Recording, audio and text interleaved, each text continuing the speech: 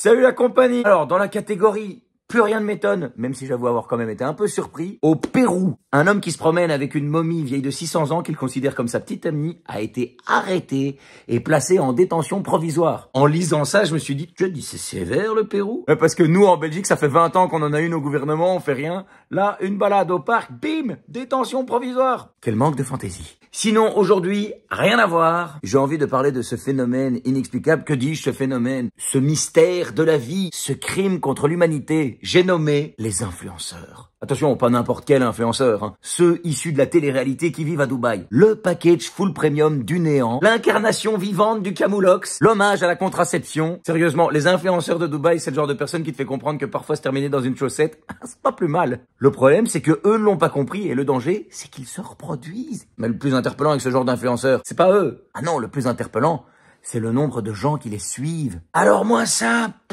me dépasse. J'ai l'impression de lire la notice d'un micro-ondes, mais en flamand. Je comprends pas, c'est une énigme. Ces gens n'ont rien à proposer, mais ils sont suivis par des millions de personnes. Enfin, quand je dis qu'ils n'ont rien à proposer, à part les placements de produits douteux, y a rien. Par exemple, les Marseillais à Dubaï, c'est ça leur métier. Être Marseillais à Dubaï, c'est tout.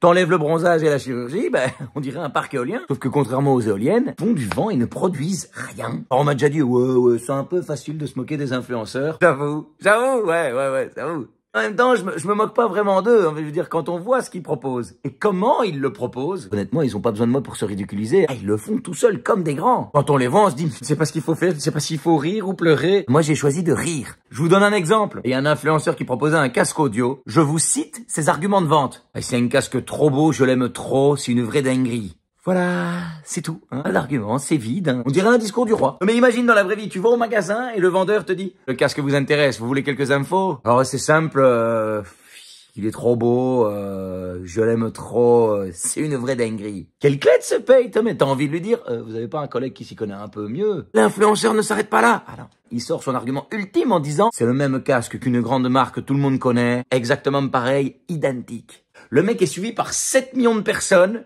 et il fait un placement de produit d'une contrefaçon. Oui, au calme. Et par curiosité, j'ai cliqué sur le lien qu'il proposait, donc cassedemescouilles.fr. J'ai eu un fou rire, je me suis dit, vraiment des gens qui se font avoir par ce genre d'arnaque. Arrive sur le site internet, il est indiqué boutique en ligne, ouverture du lundi au vendredi de 9h à 17h. C'est du génie, j'avais envie de dire, oh les gars, c'est une boutique en ligne.